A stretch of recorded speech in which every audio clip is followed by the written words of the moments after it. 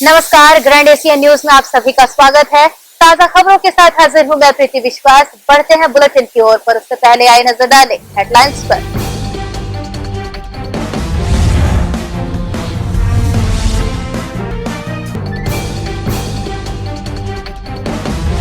नगपुरा स्थित शासकीय जमीन को फर्जी तरीके से बेचने का मामला, किसानों ने की दुर्ग एसपी से शिकायत।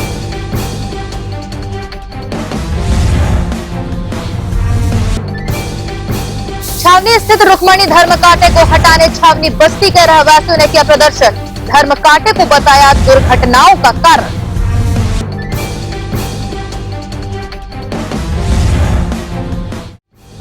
नगर निगम भिलाई के ठेकेदारों का प्रदर्शन जारी। आयुक्त से चर्चा पर नहीं बनी सहमति, भुगतान नहीं होने पर जारी रहेगा प्रदर्शन।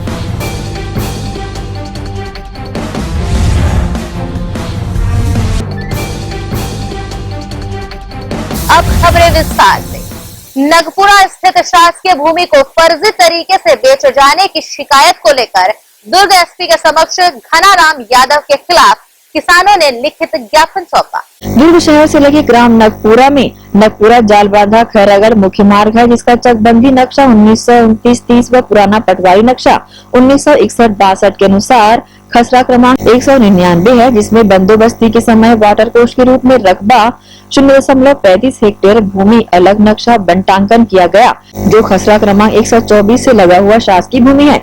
गत इसी भूमि पर हुए फेरबदल के चलते अनेक कृषकों की भी भूमि इससे लगी हुई है और सभी कृषकों की ये पैतृक भूमि है। इसे लेकर नगपुरा के कृषकों द्वारा भूमि से संबंधित महत्वपूर्ण दस्तावेजों की 15 छाया प्रति अलग अलग विषयों पर ज्ञापन के साथ दुर्ग पुलिस अधीक्षक प्रशांत ठाकुर के समक्ष दी गई और जानकारी भी दी गई। साथ ही फर्जी तरीके से शासकीय भूमि को बेचने वालों पर जांच कर अपराध पंजीबद्ध करने की मांग रखी गई। मांग ये की है कि जो जमीन है सरकारी जमीन के वो जो है फर्जी तरीके से षड्यंत्र रच के बेचा गया है, जबकि घनाराम यादव को उसके सीमांकन में 2018 को ही बता दिया गया था कि जमीन किसको बेचा है। जी, घनाराम यादव ने 2 अलग अलग व्यक्तियों को बेचा है दुर्ग के, है ना। शासकीय भूमि पर जिस तरह से नक्शे व रकबे को लेकर उतार चढ़ाव हुआ है, जो कृषक अपनी पैतृक जमीन बताकर अन्य लोगों को बेचा जा चुका है। अब देखना है इस मामले में किस तरह का मोड़ आता है। जितेंद्र साहू के साथ नसीम फारूकी की रिपोर्ट। वहीं कोरोना काल में लोगों की सेवा करने के उद्देश्य को लेकर Shri Mahavir Covid care centre में अब तक 170 लोगों ने पहुंचकर अपना उपचार कराया, जिसमें से 70 लोग स्वस्थ लाभ लेकर अपने घर लौट गए। कोरोना संक्रमण के दौर में जहां लोगों के मन में कोविड-19 को लेकर भय बना हुआ है और साथ ही सरकारी अस्पताल हो या निजी अस्पताल, सभी जगह व्यवस्था की कमी के चलते लोग हलाकान और परेशान होते भी देखे जा रहे हैं। ऐसे में सकल जैन समाज के द्वारा जिला कलेक्टर डॉक्टर सर्वेश्वर नरेंद्र भूरे के मार्गदर्शन में आजाद छात्रावास में इन्हें सेवा कार्य करने के लिए अनुमति दी गयी, जिसके फलस्वरूप सकल जैन समाज द्वारा महावीर कोविड सेंटर का आगाज 20 सितंबर से किया भी गया था, जहां बड़ी संख्या में लोग पहुंचकर इस बीमारी का इलाज करा रहे हैं। गौरतलब है कि सकल जैन समाज द्वारा संचालित महावीर कोविड सेंटर को पूरे 19 दिन हो गए हैं, जहां अब तक 170 लोग पहुंचकर अपना उपचार भी करा चुके हैं और साथ ही अब तक 70 लोग यहां से स्वस्थ होकर जा भी चुके हैं। वहीं संस्था से जुड़े डॉक्टर DC जैन, दिनेश मरोटी, प्रकाश गोलछा, अजय जैन सहित अन्य लोगों के द्वारा उपचार उपरांत घर जा रहे मरीजों को पारिवारिक माहौल में उनसे बातें कर फल फूल देकर विदा किया गया। इसे लेकर इस तरह की जानकारी शामिल लोगों ने दी है। आने के बाद हम लोगों को ऐसा महसूस ही नहीं हो पाया कि हम लोग एक परिवार के नहीं हैं। और यहाँ पर जो हम लोगों का जो अंदर में जो कोविड सेंटर के अंदर में जो हम लोगों ने कोर ग्रुप बनाया था, उन लोगों ने इतना बढ़िया सहयोग दिया कि एक लेडी जब यहाँ पर आई थी तो उसके रूम के अंदर में हम लोगों ने जब जाके देखा तो वो तड़प रही थी। अच्छा। और हम लोगों ने सारे लोगों ने मिल के फटाफट जैसे ही पता चला किस तरीके का माहौल है, तो एक ने वो मैडम को उठाया, दूसरे ने कंधे पे सिलेंडर को रख के लेके आया। और मुझे बहुत दिल से इतनी खुशी हो रही है कि कल वो सही सलामत अपने पति के साथ यहाँ से वापस गई। शासन के सहयोग से हमें सब चीज़ भरपूर मिला हुआ है। तब भी एक ऑक्सीजन मशीन की कमी दिख रही है हमें, जिसे हम बहुत जल्द पूर्ण करने वाले हैं सकल जैन समाज की तरफ से। देखिए, ये कोविड सेंटर 20 तारीख से खुला है और लगातार चल रहा है। और सेंटर को खोलने में जिलाधीश महोदय और CMO महोदय दोनों की हमको काफ़ी सहयोग रहा और उन्होंने स्थान प्रदत्त कराया और हमारे सकल जैन समाज के युवा वर्ग के साथ में और अन्य साथियों ने मिलकर के इस सेंटर को जो खोला, उसमें मेरा सिर्फ एक सहयोग था डॉक्टरी लेवल का, किस तरह से इसको चलाया जा सके और इसकी व्यवस्था कैसे की जाए, क्योंकि कोविड से इतना अधिक घबराहट थी कि लोग आसपास में भटकना ही नहीं चाहते। तो सबसे पहले हमने ये भ्रम दूर किया कि कोविड से घबराना नहीं है, कोविड से डरना नहीं है, कोविड को भगाना है, कोविड से बचना है। और बचने के उपायों पर हम लोगों ने सबको जानकारी दी और प्रोफाइलैक्टिक डोज दवाइयों का वो भी दिया। इसको चलाने में अभी तक के 170 मरीज हम लोगों ने भर्ती कर चुके हैं और 70 मरीज यहाँ से जा चुके हैं। इस तरह से यहाँ जो मरीज आ रहे हैं उनमें शुगर वाले भी हैं। हालांकि हमारी मंशा थी कि हम यहाँ शुगर वालों को, बीपी वालों को नहीं लेंगे, 95% ऑक्सीजन वालों को ही लेंगे, लेकिन फिर भी किसी के दबाव पर, किसी की मजबूरी को देखते हुए हमने 87% ऑक्सीजन वालों को भी लिया, शुगर वाले पेशेंट को भी लिया। अभी भी 500 शुगर वाले पेशेंट भी हमारे पास हैं। जिस तरह से सकल जैन समाज द्वारा इस विपरीत परिस्थितियों में अपना समय निकाल निस्वार्थ भाव से पीड़ित लोगों की सेवाएं की जा रही है, जो बेहद ही तारीफे काबिल है। ग्रैंड एशियन न्यूज के लिए दुर्ग से जितेंद्र साहू के साथ नसीम फारूकी की रिपोर्ट। नगर पालिक निगम भिलाई के ठेकेदार तीसरे दिन भी हड़ताल पर रहे। नगर निगम आयुक्त ऋतुराज रघुवंशी से हुई ठेकेदारों की चर्चा पूर्णतः असफल रही। ठेकेदारों के बकाये भुगतान को लेकर दोनों पक्षों के बीच कोई सहमति नहीं बन सकी, जिसके फलस्वरूप ठेकेदार संघ के पदाधिकारियों ने निगम कार्यालय के समक्ष हड़ताल को लेकर अपना तंबू तान दिया है। ठेकेदार संघ के पदाधिकारियों से ग्रैंड एशियन न्यूज के रिपोर्टर संजय दुबे ने खास चर्चा की, जिसमें पदाधिकारियों ने अपनी समस्याएं उनके समक्ष खुलकर रखी। हमारे साथ मौजूद है नगर पालिक निगम भिलाई के ठेकेदार संघ के तमाम ठेकेदार, जो पिछले 3 दिनों से लगातार भुगतान नहीं होने की स्थिति को लेकर के धरनारत हैं। इनका कहना है कि लगातार भुगतान को लेकर के हमें आश्वासन दिया जाता रहा, लेकिन आज तक भुगतान नहीं हो सका। लगातार आश्वासन से त्रस्त होकर ठेकेदार के संघ के जितने भी कार्यकर्ता पदाधिकारी आज नगर निगम कार्यालय के सभी धरनारत है। हमारे साथ हैं यहाँ पे प्रमोद पांडे जी। इनकी क्या मांगे हैं, कब से इन्हें भुगतान नहीं हुआ, ये हम इनसे जानते हैं। हाँ पांडे जी, ये बताएंगे, आप लोग क्योंकि काफ़ी वर्षों से यहाँ पे ठेकेदारी कर रहे हैं, तो किस तरह की आपकी मांगे, कब से आप लोग का भुगतान नहीं हुआ? हम लोग की सिर्फ एक ही मांग है कि हम लोग जो काम कर चुके हैं उसका भुगतान किया जाए, और हम लोग का जो भुगतान नहीं हुआ है वो 2017-18 का भुगतान है। उसके बाद हमारा भुगतान नगर निगम मद का आज तक नहीं हुआ, और उस योजना के भी काम है उसके भी भुगतान आज तक नहीं हुआ। क्या कारण है भुगतान की वजह के पीछे? आखिर आप लोग अपना कार्य को पूर्ण करके देते, भुगतान क्यों नहीं होगा? भुगतान नहीं होने का कारण ये है कि अभी मालूम चलता है कि इस मद में पैसा नहीं है, इस मद की स्वीकृति नहीं है, इस मद का कलेक्टर से स्वीकृति नहीं है, ये मद मुख्यमंत्री घोषणा का था, ऐसा जानकारी होता है। जब ठेकेदार टेंडर डालता है उसको ये सब जानकारी नहीं रहती है। कार्यपालन अभियंता को वो बताना चाहिए, या जो एग्रीमेंट कराते हैं उनको बताना चाहिए कि इस मद में पैसा नहीं है, इस काम को आप देख समझ के करें या ना करें। एक भी कार्यपालन अभियंता आके बता दे कि ऐसा कोई दिशा निर्देश दिया जाता है ठेकेदारों को कि इस मद में पैसा नहीं है यार मत करो, या ऐसा नहीं है, बल्कि ठेकेदार अगर काम को विलम्ब करता है तो उसको एक नोटिस जरूर ठोक देते हैं कि आपके द्वारा अगर इस काम को समय सीमा के अंदर नहीं किया जाएगा तो आपको पेनल्टी दी जाएगी। पेनल्टी के स्वरूप हमारे ठेकेदारों को 6% पेनल्टी नगर निगम मद का हो, चाहे ब्याज मद का हो, चाहे अन्य योजना मद के हो, उसमें पेनल्टी 6% भोगना पड़ता है।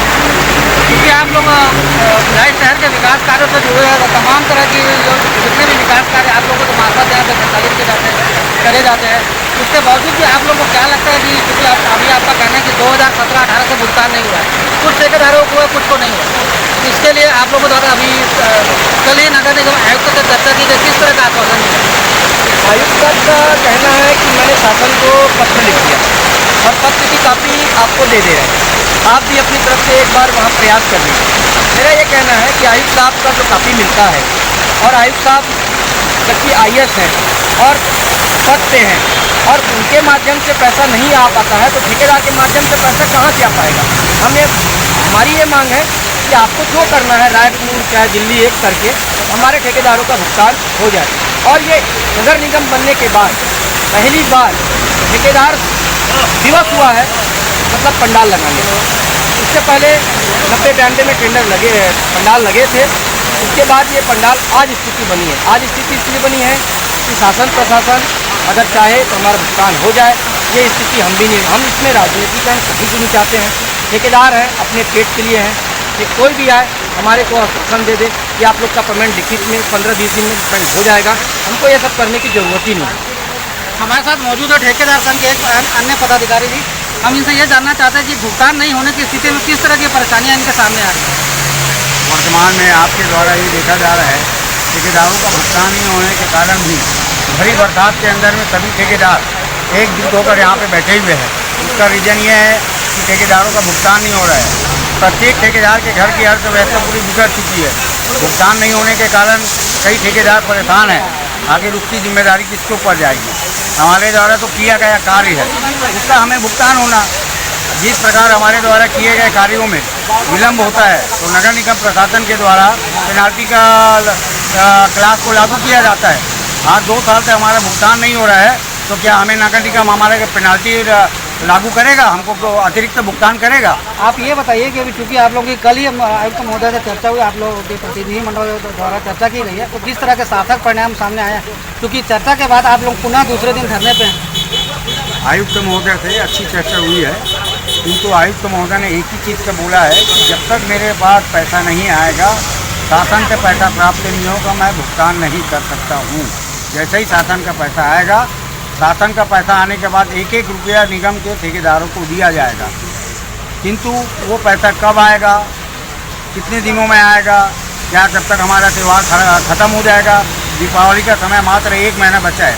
हमारा कहना है कि प्रत्येक ठेकेदारों को दिवाली के समय में आयुक्त महोदय या महापौर जी के द्वारा कुछ न कुछ एक राशि दे दी जाए, ताकि वो व्यक्ति अपना त्यौहार को अच्छे से मना सके। हमारी मात्र इतनी मांग है। यदि दिवाली के पहले उनके द्वारा भुगतान कर दिया जाता है तो भविष्य में हम आगे सोचेंगे क्या करना है। भुगतान नहीं होने की स्थिति में किस तरह का कदम उठाएंगे? जिस प्रकार का रवैया दिख रहा है उस हिसाब से तो ऐसा लग रहा है कि कम से कम 8-15 दिन हमारा पंडाल यहाँ पे गड़ा के हम बैठेंगे। हमारा एक ही मांग है कि हमारा भुगतान हो जाएगा। हमें किसी भी प्रकार से प्रशासन से कोई ना हमारी लड़ाई है ना हमारी वो है। हम ये चाहते हैं हमारा भुगतान करते रहे, हमें किसी प्रकार की कोई तकलीफ नहीं। जिस समय भुगतान होगा हम अपना पंडाल को उखाड़ के वापस चले जाएंगे। ये थे हमारे साथ भिलाई नगर निगम के ठेकेदार संघ के पदाधिकारी, जिनका स्पष्ट रूप से कहना है कि धरना देने की स्थिति आज इस वजह से निर्मित हुई क्योंकि इनको पिछले 2-3 साल से भुगतान नहीं हो चुका है इनके कार्यों के। हालांकि इनके द्वारा नगर निगम में विकास से संबंधित तमाम तरह के कार्य किए जाते रहे और आज भी इनके द्वारा इनके जो कर्मचारी हैं वो आज भी काम में जुटे हुए हैं, लेकिन किन्हीं वजहों से इनका भुगतान नहीं हो पा रहा। भुगतान नहीं हो पाने की वजह से ये अपने बिल्डिंग मटेरियल सप्लायर से लेकर के ना किसी कर्मचारी को लेकर के किसी का भुगतान नहीं कर पा रहे हैं। हालांकि इनकी नगर निगम आयुक्त से चर्चा हुई है कि इसमें कोई सार्थक परिणाम नहीं निकला है। सार्थक परिणाम नहीं निकलने की वजह से आज ये पुनः धरना में बैठे हुए हैं। इनका ये कहना है कि जब तक भुगतान को लेकर हमें सही तरह से आश्वस्त नहीं किया जाता, भुगतान नहीं किया जाता, तब तक इनका प्रदर्शन जारी रहेगा। अब देखना यह है कि नगर निगम प्रशासन विकास कार्यों से जुड़े इन ठेकेदारों की सुविधाओं को लेकर के कितना गंभीर नजर आता है और उन्हें कब तक भुगतान कर पाता है। ग्रैंड एशिया न्यूज के लिए कैमरामैन पुलक निषाद के साथ संजय दुबे। इन दिनों आईपीएल मैच में हार जीत का दांव लगाकर मैच में सट्टेबाजी बहुत हो रही है, जिसको रोकने के उद्देश्य से पुलिस के छापामार कार्रवाई करते हुए 20,000 रुपए नगद, 8 मोबाइल व टीवी जब्त किए गए। पुलिस अधीक्षक महोदय के निर्देशानुसार आईपीएल सट्टे पर भी लगातार कार्रवाई की जा रही है। जहां से भी सूचना मिल रही है वहां से कार्रवाई कर रहे हैं। इसी के मद्देनजर हमारे द्वारा तालपुरी से एक कार्रवाई की गई है, एक कार्रवाई भिलाई सेक्टर एरिया से की गई है। दोनों मामले में लगभग अभी तक 14,000 रुपए के आसपास जब्त किया गया है एक मामले से। दूसरे मामले से लगभग 6,000 के आसपास जब्त किया गया टीवी और लगभग 8 मोबाइल जब्त किए गए हैं। 8 आरोपियों की गिरफ्तारी हुई है और लाखों की सट्टा पट्टी भी बरामद हुई है। सोशल मीडिया फेसबुक में देश के राष्ट्रपति रामनाथ कोविंद के खिलाफ की गई टिप्पणी का विरोध साझा के वकील व सामाजिक संगठनों ने करते हुए पुलिस अधीक्षक को ज्ञापन सौंपा।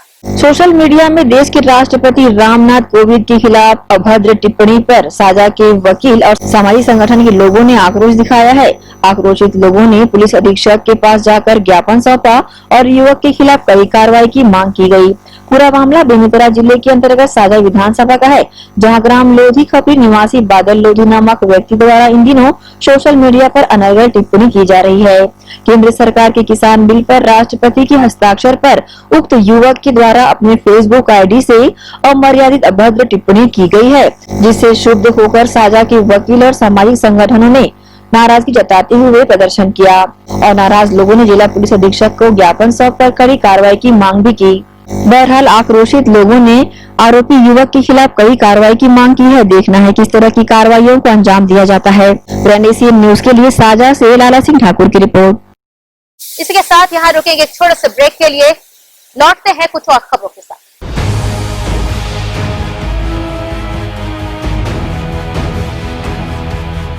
आजा आजा जिंदे शामी आने के तले, आजा जरी वाले नीले आसमान के तले, जय हो जय हो। अगर आप करते हैं छुप छुप कर डांस या फिर अकेले छत पर गाते हैं गाना और लगता है आपको कि आपकी प्रतिभा है मंच के काबिल, तो हम देंगे आपको नीला आसमान दुनिया पर छा जाने के लिए। फिर देर ना करें, छोड़ें अपनी झिझक और तुरंत ग्रैंड एशियन न्यूज के ऑफिस पहुंचकर कराएं अपना रजिस्ट्रेशन। नीचे दिए गए हमारे पते या नंबरों पर संपर्क करें और दिखाएं अपनी प्रतिभा पूरी दुनिया को। जब हम हैं आपके साथ तो डरने की क्या है बात। दर्श टीवीएस शोरूम। हमारे यहाँ टीवीएस कंपनी की सभी BS6 गाड़ियाँ उपलब्ध है। आकर्षक कलर्स में मनमोहक टीवीएस की गाड़ियाँ ग्राहकों की मांगों पर उपलब्ध है। हर वाहनों की खरीदी पर निश्चित उपहार। समय समय पर कैंप लगाकर सर्विस की जाती है। Labour charge 100% free. दर्श टीवीएस शोरूम में त्योहारी सीजन में आकर्षक उपहार ग्राहकों के लिए उपलब्ध कराए जाते हैं। हमारा पता दर्श टीवीएस शोरूम अमन ढाबा के बाजू ग्रैंड एशियन न्यूज कार्यालय के नीचे ground floor, Junwani Kohka road, Bhilai, Chhattisgarh. Phone number 07882960336। Sales हेतु हमें संपर्क करें 7477279780। सर्विस हेतु संपर्क करें 8349279780। भिलाई के प्रमुख स्थल पावर हाउस में स्थित होटल शिव प्रभा इन एवं Town king the family restaurant नवीन साज सज्जा एवं आधुनिक सुविधाओं से लैस। हमारी विशेषताएं economic suite, executive suite, premium suite and presidential suite. Town king the family restaurant, लाजवाब स्वाद से भरपूर नाश्ते एवं भोजन की उत्तम व्यवस्था। Banquet hall, party hall, conference hall, free Wi-Fi internet, new elevator, travel assistance, safe deposit vault and godown, special tariff plan for corporate, marriage and other functions. Online booking facilities available. Sweet home away from home. Power House railway station व bus stand से मात्र 500 metre पर स्थित hotel Shiv Prabha inn and town king the family restaurant 46 C market, अपना Kesari laws के बाजू में। Power house Bhilai. Contact 9892215251 और 8966981590।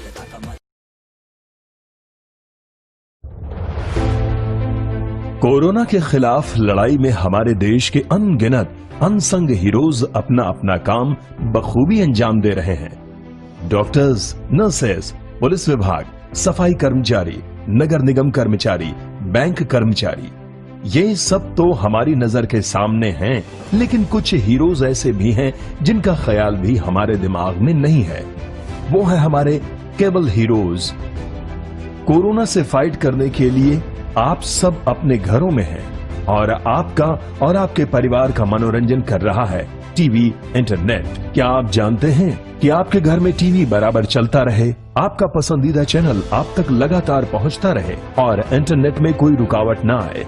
उसके लिए हजारों केबल ऑपरेटर्स और केबल वर्कर्स 24/7 आपके मनोरंजन के लिए काम कर रहे हैं। सभी केबल कर्मचारियों को सलाम और शत शत नमन।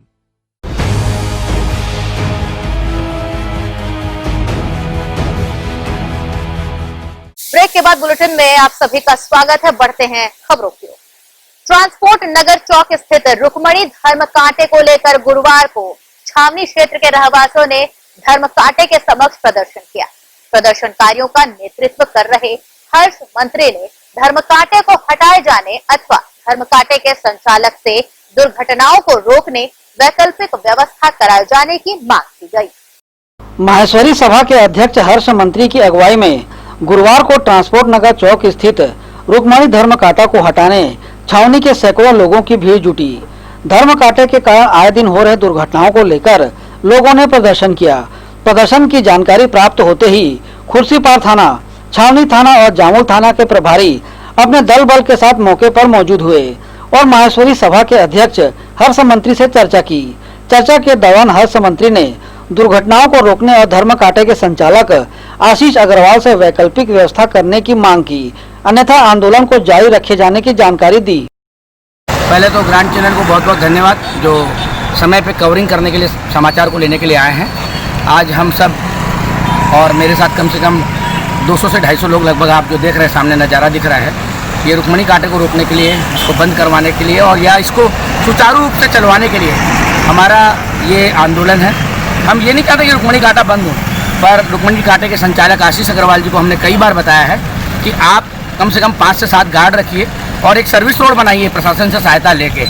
और आपके पास काफ़ी जगह है अंदर, फैक्ट्री के अंदर में आपके पास में एक 80,000 स्क्वायर फीट जगह होगी या उससे ज़्यादा होगी या कम होगी, आप इस कांटे को थोड़ा सा अंदर ले लीजिए ताकि लोग इधर से उधर, मतलब वन वे साइड चले, कोई इधर से आ रहा है कोई उधर से आ रहा है। और रुक्मणी कांटे की वजह से साल में 12 से 14 मौतें हो रही है और साल में कम से कम आप मान लीजिए कि 300-400 एक्सीडेंट, महीने में 30 एक्सीडेंट पक्का है। और अभी ही कुछ दिन पहले, 3 दिन पहले आपने देखा है कि एक आदमी का निधन हो गया, रुक्मणी कांटे के संचालक को भी मालूम है। और अभी आज तो हमारा आंदोलन इतना आंदोलन के रूप में नहीं है, ये तो एक छोटा सा हमारा मतलब बोलिए कि एक प्रदर्शन है हल्का सा।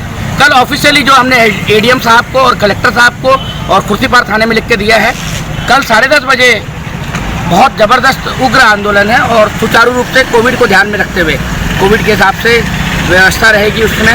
और बहुत शांति स्वरूप से हम तो सिर्फ शासन को एक मैसेज देना चाहते हैं कि इस कांटे की वजह से इतने लोग मर रहे हैं।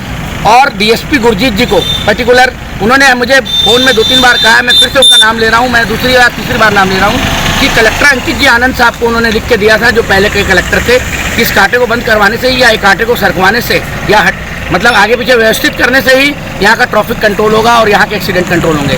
तो मैं वापस आपके माध्यम से शासन प्रशासन और प्रकाश सर्वे जी एडीएम साहब और कलेक्टर नरेंद्र जी भूरे साहब का ध्यान अवगत कराना चाहूँगा कि कृपया इसको तत्काल करवाएं तो बहुत अच्छा रहेगा और कोई अगली मौत कल मैं या और कोई ना हो जाए। ऐसा कि विगत कई दिनों से लगातार पेपरों के माध्यम से भी पता चल रहा है और यहाँ से गुजरते हैं तो हमेशा जाम लगता है, कार खड़ी हो जाती है और कांटे वाला अगर कांटा चला रहा है तो उसको कांटे के साथ साथ अपनी दशा को सुधारने के लिए यहाँ पर 2-4 गार्ड रखने चाहिए ताकि वो गार्ड लाइन लगा के ट्रकों की या ट्रेलर की लाइन लगा के उनका कांटा करवाएं। अब अनावश्यक भीड़ होगी क्योंकि इस कांटे के पास से जो रोड गुजर रही है वो ग्रामीण क्षेत्र को जाती है रोड और ग्रामीण क्षेत्र के भी लोग परिवार सहित यहाँ से आना जाना करते हैं। अनेकों हजारों लोगों को परेशानी होती है और उसके पहले भी हमें पता चला कि यहाँ पर कुछ एक्सीडेंट हुए हैं, दुर्घटनाएं हुई हैं और कुछ लोगों की मौत हुई है। वो भी बड़ी दुखद बात है, ऐसा नहीं होना चाहिए। रही बात कांटे की, तो कांटे वाले को अपने सीमा के अंदर में जहाँ पर उसका कांटा स्थित है वहाँ से 80 फीट, 100 फीट, 50 फीट अंदर करे ताकि जो वाहन कांटा करने आते हैं वो अपने सिस्टम से कांटा करें और उसको अपने नियमित रूप से गार्ड रखना चाहिए। एक भी व्यक्ति कांटे वाले का गार्ड रहता नहीं है, इसलिए अनियमितता होती है और वाहन यहाँ पर लापरवाही से ड्राइवर लोग खड़े कर देते हैं क्योंकि ड्राइवरों को कौन समझाएगा, कांटा करने आया है, कांटे वाला पैसा लेता है तो वो अपने निजी गार्ड रखे ताकि उनकी लाइन लगाए और आम जनता को किसी प्रकार की कोई परेशानी नहीं होनी चाहिए। हमारी यही मांग है। मौके पर उपस्थित खुर्सीपार थाना के टीआई सुरेश ध्रुव ने अपनी प्रतिक्रिया दी। ये रुक्मणी धर्म कांटा है यहाँ पर और रोड पे बिल्कुल लगा हुआ है। यहाँ पे कुछ एक्सीडेंट होते रहते हैं, उसकी वजह से आसपास के लोगों ने यहाँ पे धरना प्रदर्शन किया था। इसकी मांग ये है कि रुक्मणी धर्म कांटा को बंद किया जाना चाहिए।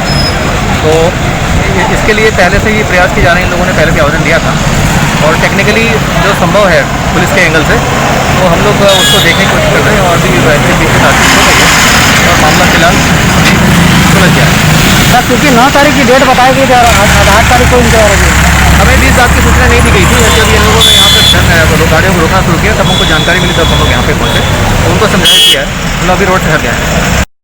बहरहाल हर्ष मंत्री ने प्रशासन को धर्म कांटे से हो रही परेशानियों और दुर्घटनाओं से अवगत करा दिया है। साथ ही धर्म कांटे के संचालक से दुर्घटनाओं को रोकने कुछ सुझाव भी दिए हैं, अन्यथा इन्होंने प्रदर्शन को जारी रखे जाने की बातें कही हैं। ग्रैंड एशियन न्यूज के लिए कैमरामैन पुलक निषाद के साथ संजय दुबे। किसानों का रकबा काटे जाने व 1 नवंबर किसानों का धान खरीदी करने की मांग को लेकर भाजपा शहर के चारों मंडल के पदाधिकारी व कार्यकर्ताओं द्वारा धरना प्रदर्शन किया गया। भारतीय जनता पार्टी दुर्ग शहर के चारों मंडल के द्वारा संयुक्त रूप से संभागायुक्त कार्यालय के सामने राज्य की सरकार के खिलाफ किसानों की धान खरीदी 1 नवंबर से शुरू करने व किसानों का रकबा काटे जाने के साथ किसानों से वादा खिलाफी किए जाने के विरोध में किसान मोर्चा के बैनर तले धरना प्रदर्शन किया गया। गौरतलब है कि मोदी सरकार के ऐतिहासिक कृषि बिल 2020 को लेकर जिस तरह से कांग्रेस द्वारा दुष्प्रचार कर किसानों को बहकाया जा रहा है, इसे लेकर किसान मोर्चा के जिलाध्यक्ष रत्नेश चंद्राकर, पूर्व महापौर चंद्रिका चंद्राकर व भाजयुमो जिलाध्यक्ष दिनेश देवांगन ने न्यूज टीम को जानकारी दी। छत्तीसगढ़ भारतीय जनता पार्टी ने 9 सूत्री मांगों को लेकर आज पूरे प्रदेश में ब्लॉक स्तरीय धरना प्रदर्शन का आह्वान किया गया है और इसी के तहत आज दुर्ग शहर में चारों मंडल का धरना प्रदर्शन यहाँ हुआ है। और हम सब जानते हैं छत्तीसगढ़ की कांग्रेस सरकार लगातार किसानों के प्रति वादा खिलाफी कर रहे हैं। उन्हें 1 नवंबर से धान खरीदना चाहिए, किंतु वो दिसंबर की बात कर रही है।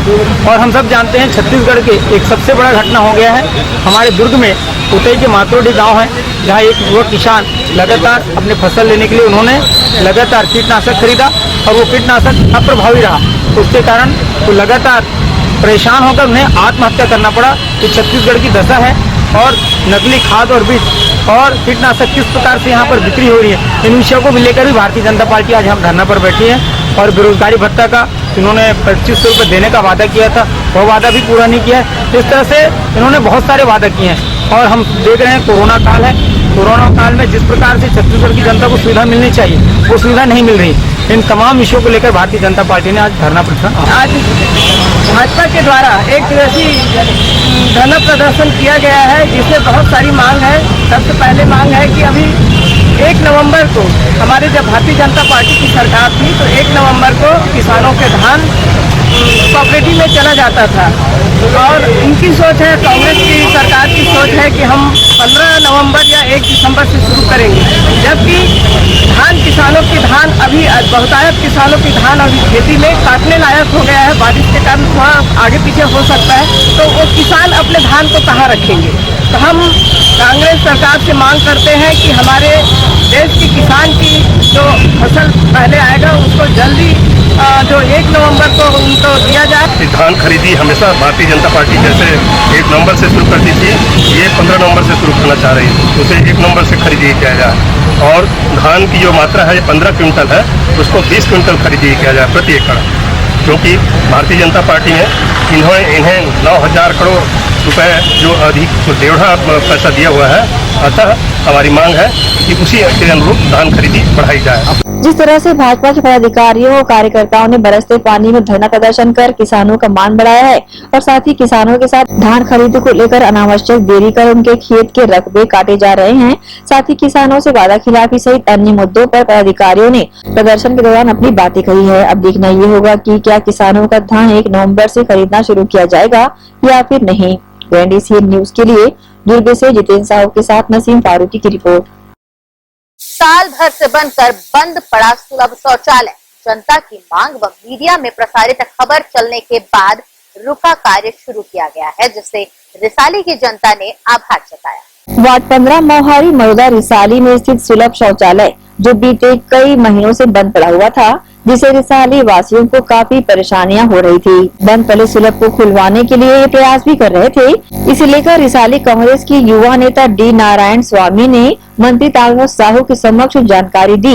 इस पर रायपुर में एक बैठक में निगम वार्ड के दुर्ग ग्रामीण से डी नारायण रिसाली निगम के अधिकारी के समक्ष बैठक ली गई, जिसमें मंत्री तालवत साहू द्वारा रिसाली निगम बनने के बाद से जितने भी विकास कार्य रुके हैं उसे पूरा करने की बातें कही गई। वहीं इस बैठक के बाद दिए आदेश रिसाली के लोगों में काफी संतुष्टि देखने को मिली। उन्होंने मंत्री तालवत साहू का आभार दिल से जताया। इसे लेकर रिसाली के डी नारायण स्वामी व रामलाल साहू ने प्रतिक्रिया दी।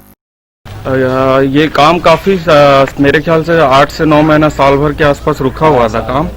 और कल रिसाली नगर निगम के माध्यम से आदरणीय ताम्रध्वज साहू जी ने बैठक रखा था रायपुर में, जिसमें हर एक वार्ड के परेशानियों को लेकर चर्चा की गई थी। मंत्री जी के सामने मैंने इस मुद्दों को रखा कि स्टेशन मरोदा मोहारी है, इस क्षेत्र में विकास कार्य बहुत सारा रुका हुआ है, जिसमें एक शौचालय है जिसमें वो काम काफी दिन से रुका हुआ है। तो मंत्री जी ने रिसाली नगर निगम के अधिकारियों का भी वहां बैठक की, जिसमें बैठक के माध्यम से कल ही बोले निगम के जितने अधिकारियों को कि चालू करना है। और मंत्री जी को मैं इसके लिए और वार्ड 15 के सभी के तरफ से मंत्री जी को धन्यवाद देता हूं कि आज से ही ये काम चालू किया गया। और मंत्री जी ने बोला है कि विकास का कार्य जहां जहां रुका हुआ है वो पूरा कार्य करेंगे। इसके लिए मंत्री जी को तहे दिल से सभी की ओर से धन्यवाद देता हूं। और यहाँ के जो जनता को इसके शौचालय के लिए जो परेशानी हो रही थी वो अब परेशानी नहीं होगी। काम जो बहुत दिन से चल रहा था, बीच में रुक गया था बहुत दिन तक के, लेकिन अभी मंत्री जी के ये से आदेश से फिर चालू किया जा रहा है, ताम्रध्वज साहू जी के आदेश से। तो मैं यही कहूँगा कि यहाँ के आम जनता को जो परेशानी हो रहा था वो परेशानी अब से नहीं होगा। धन्यवाद। रिसाली वार्ड में जिस तरह से सुलभ शौचालय बंद पड़ा हुआ था, जिसे खोले जाने की मांग लोगों द्वारा की जा रही थी, जो अब पूरी हो चुकी है, जल्द ही इसका लाभ लोगों को मिलने भी लगेगा। ग्रैंड एशियन न्यूज के लिए जितेंद्र साहू के साथ नसीम फारूकी की रिपोर्ट। वहीं कॉन्ट्रैक्टर कॉलोनी सुपेला के विशाल मेगामार्ट कॉम्प्लेक्स में स्थित बजाज फाइनेंस के खिलाफ लोगों का आक्रोश देखने को मिला। लॉकडाउन के पूर्व यहां से फाइनेंस कराए लोगों के अकाउंट से बिना किसी पूर्व सूचना के रकम निकल जाने से लोगों में नाराजगी है। साथ ही बजाज फाइनेंस द्वारा खाते से रुपए निकाले जाने की सूचना भी हितग्राहियों को नहीं दी जाती। बजाज फाइनेंस द्वारा लॉकडाउन के दौरान केंद्र सरकार द्वारा जारी गाइडलाइन की धज्जियां उड़ाई जा रही हैं। ब्याज पर ब्याज, चक्रवृद्धि ब्याज जोड़कर हितग्राहियों को मानसिक रूप से प्रताड़ित किया जा रहा है।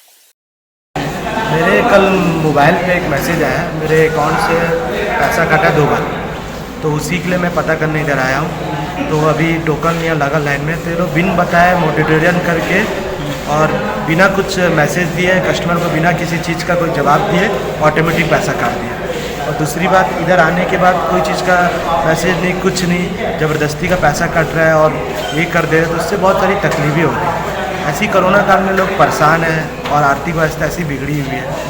अब ये सब चीज़ में भी लोग जो पैसा है जो कमा रहे खा रहे, उसमें भी ये लोग जो बच्चों अकाउंट में जो रखा है गरीब पैसा, बिन बताए लोग काट दे रहे हैं। ताकि कस्टमर को मैसेज करो या कॉल करके बताओ, जब हम आपके पास फाइनेंस करना है तो आप 100 बात बताते हो, जब फाइनेंस होने के बाद आप तो कोई रिस्पॉन्स दे ही नहीं रहो। तो आप ये बताना चाहिए कि सर आपका ये चीज़ का पैसा काट रहे हैं। और जबकि RBI ने एक नियम निकाला है कि 6 महीना आगे डेट बढ़ाया जाए, तो आपने कैसे बिना बताए हमको मैसेज दिए पैसा क्यों काटा है? मेरा यही कहना है कि आप मैसेज करो या बताओ पैसा काट रहे करके, बिन बताए आप पैसा काट दे रहे हैं और लोग परेशान हो रहे हैं। आज काम धाम छोड़ के हमको इधर आना पड़ रहा है। अभी तो मैं टोकन लेके बाहर हूँ, अभी मेरा नंबर नहीं है, तो अंदर जाने के बाद पता चलेगा कि क्या चीज़ के लिए पैसा काटे। हम लोग लोन लिए थे 2019 में, अगस्त सितंबर के महीने में। उसका पेमेंट अभी लॉकडाउन हुआ है, उसके बावजूद हम लोग का पूरा पेमेंट अकाउंट से कटा है। अगर किसी के पास उतना खासा पेमेंट नहीं रहता तब तो ये लोग तो जो ब्याज है उसका डबल चक्रवृद्धि ब्याज जोड़ ले रहते हैं। तो परेशानी को दूर करने के लिए इनको थोड़ा रियायत देना चाहिए। तो प्रधानमंत्री बोले भी थे कि भाई जिनको तकलीफ है उनको कुछ रियायत दिया जाए, थोड़ा सब्र करें, लेकिन बजाज फाइनेंस से ऐसा कुछ नहीं हुआ। तो अभी मैं यही पता करने आया हूँ कि मेरा पेमेंट कितना कटा है और कितना बकाया है, वो राशि अगर जमा करना है कैसे करना, कुछ फंक्शन देना चाहिए। अच्छा लोन पास हुआ, सबका जनरल इंश्योरेंस कराया, किसी का मेडिकल इंश्योरेंस हुआ है, उसका पैसा कट गया, तो उसका बॉन्ड देना चाहिए ना लोगों को। अभी आप क्या चाहते हैं? किसी को नहीं मिला। अभी आप क्या चाहते हैं? अभी बस वही है, लोन का पैसा कितना जमा करना है उसके बारे में थोड़ा जानकारी मिल जाए।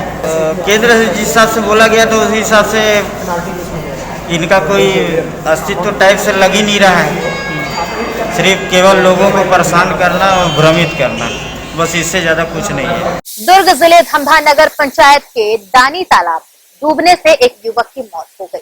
पुलिस ने मर्ग कायम कर शव को पोस्टमार्टम के लिए भेज दिया है। दुर्ग जिले के धमदा नगर पंचायत के दानी तालाब में डूबने से एक युवक की मौत हो गई। जानकारी के अनुसार वार्ड 13 निवासी गोवर्धन साहू नहाने के लिए तालाब गया हुआ था। जैसे ही तालाब में वह उतरा और उसके भीतर ही समा गया। काफी देर तक वापस नहीं आने पर पुलिस को सूचना दी गई और खोजबीन के बाद युवक के शव को बाहर निकाला गया। तालाब के पास लोगों की भारी भीड़ यहाँ लगी रही। वहीं धमदा पुलिस घटनास्थल पहुँची, पंचनामा कार्रवाई करते हुए शव को पोस्टमार्टम के लिए भेज दिया।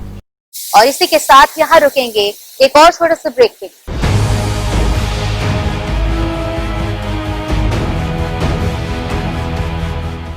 कोविड-19 के इस दौर में आपके लिए आपकी प्रतिभा दिखाने का सुनहरा अवसर है।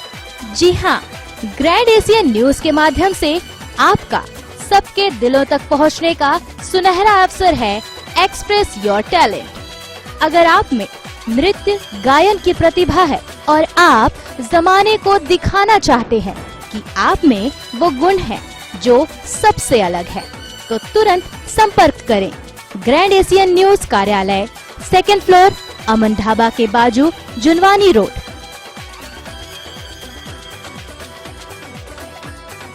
नियम एवं शर्तें लागू।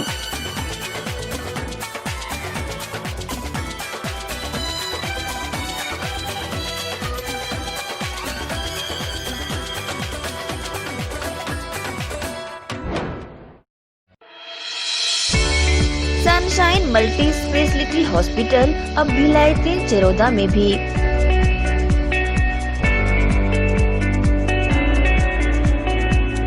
हॉस्पिटल में उपलब्ध सुविधाएं: 24 घंटे emergency ICU, NICU, PICU, ambulance सुविधा उपलब्ध।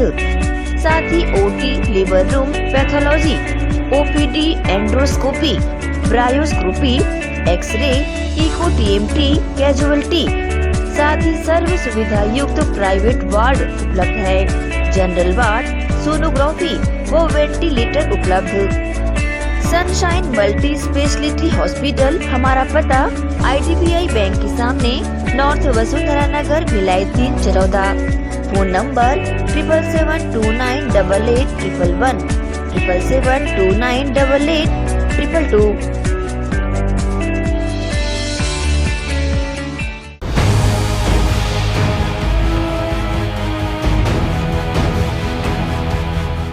ब्रेक के बाद ताजा खबरों के साथ हाजिर है। बढ़ते हैं कुछ और खबरों की ओर। दुर्ग जिले में जुआ सट्टा पर पूर्णतः अंकुश लगाने के उद्देश्य को लेकर दुर्ग जिला पुलिस लगातार छापामार कार्रवाई कर रही है। इसी कड़ी में दूसरे दिन भी कार्रवाई की गई, जिसमें 16 लोगों को पकड़कर 43,000 रुपए का सट्टा पट्टी जब्त किया गया। पुलिस अधीक्षक महोदय के निर्देश पे लगातार अवैध जुआ और सट्टा पर कार्रवाई की जा रही है। इसके तहत अभी लगातार 2 दिनों से जितने भी सट्टे के मामले आ रहे हैं, सब पे पूरी कार्रवाई की गई है। इसके तहत पहले दिन लगभग 42,000 रुपए की जब्ती हुई है और लगभग 30 लोगों के खिलाफ कार्रवाई की गई। उसके बाद लगातार दूसरे दिन कल भी लगभग 43,000 की जब्ती की गई है और लगभग 16 आरोपियों के विरुद्ध कार्रवाई की गई है। इस प्रकार से पुलिस अधीक्षक महोदय के निर्देश पे ये पूरी कार्रवाई लगातार जारी है। नगर पालिक निगम भिलाई 3 चरौदा के पूरे 40 वार्डों में विकास कार्य हेतु विभिन्न योजनाओं के अंतर्गत निर्माण कार्य प्रारंभ है एवं अन्य विकास कार्य भी कराए जा रहे हैं। गौरतलब है कि निकाय की वित्तीय स्थिति सुदृढ़ नहीं है। इस परिस्थिति को ध्यान में रखते हुए निगम महापौर चंद्रकांता मांडले द्वारा निगम क्षेत्र के विकास कार्यों के लिए मुख्यमंत्री से 25 करोड़ रुपए की मांग की गई है, जिससे विकास कार्यों को गति मिल सके।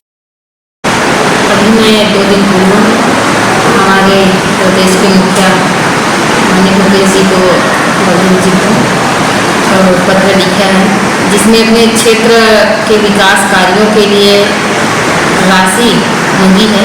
और इसमें हमारे 40 वार्ड से बना हमारा भिलाई चरौदा नगर निगम, जो कि 82 वर्ग फीट में बसा हुआ है, जिसमें आधा क्षेत्र जो है हमारा ग्रामीण क्षेत्र आता है।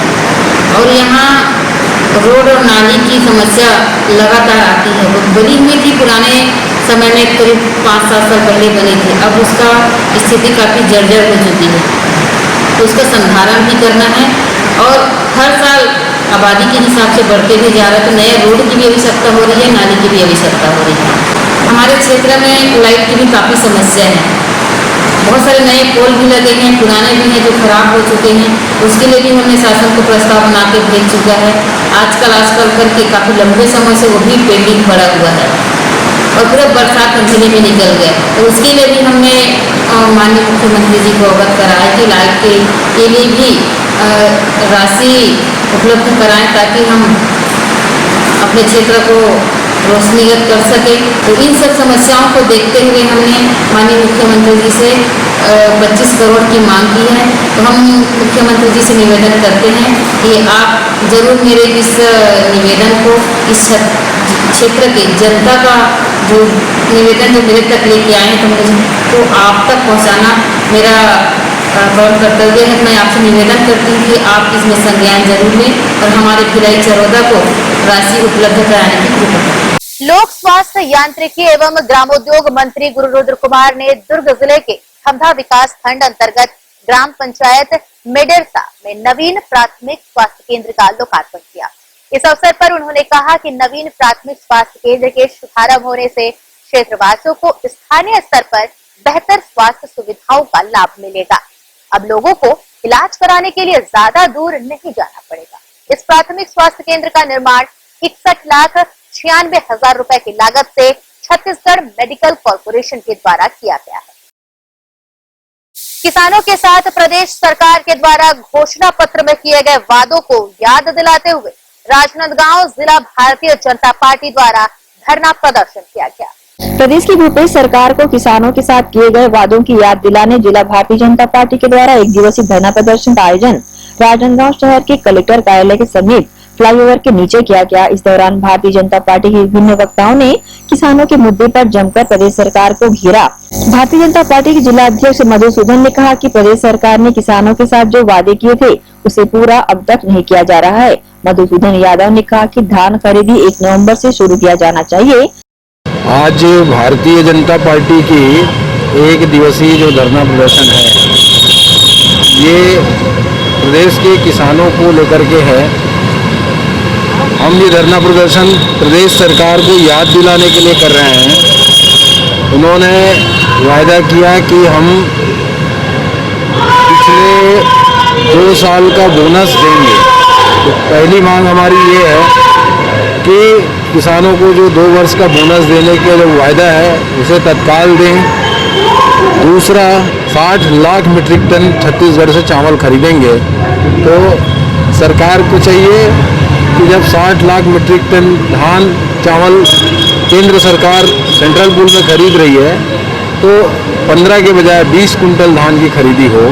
तो हमारी ये मांग है कि अब बचे हुए सारी राशि जो है केंद्र सरकार एक मुश्त किसानों को उपलब्ध कराए, क्योंकि 2500 की घोषणा है उनकी, तो 2500 एक मुश्त उनको देना चाहिए। वो साल भर में किस्त करके दे रही है, अभी चौथा किस्त नहीं मिला, नया धान खरीदी आ जाएगा। तो ये भी हमारी मांग है कि जब बचे हुए सारी राशि एक मुश्त उपलब्ध कराई जाए। भारतीय जनता पार्टी के द्वारा आयोजित एक दिवसीय धरना प्रदर्शन में 1 नवंबर से धान खरीदी प्रारंभ करने की मांग की गई है और साथ ही बीते 2 वर्षों से धान का बोनस किसानों को दिए जाने जैसे मुद्दों को भी रखा है। इस प्रदर्शन के दौरान भारतीय जनता पार्टी ने किसानों के हित में प्रदेश सरकार के खिलाफ उग्र आंदोलन आगामी दिनों में करने की चेतावनी दी। ग्रैंड एशियन न्यूज के लिए राजनांदगांव से अंकालू साहू की रिपोर्ट। इसी के साथ न्यूज बुलेटिन में फिलहाल इतना ही। आपसे चाहेंगे इजाजत। जाने से पहले आप सभी से एक ही अपील, घर पर रहें, स्वस्थ रहें, सुरक्षित रहें। धन्यवाद, नमस्कार।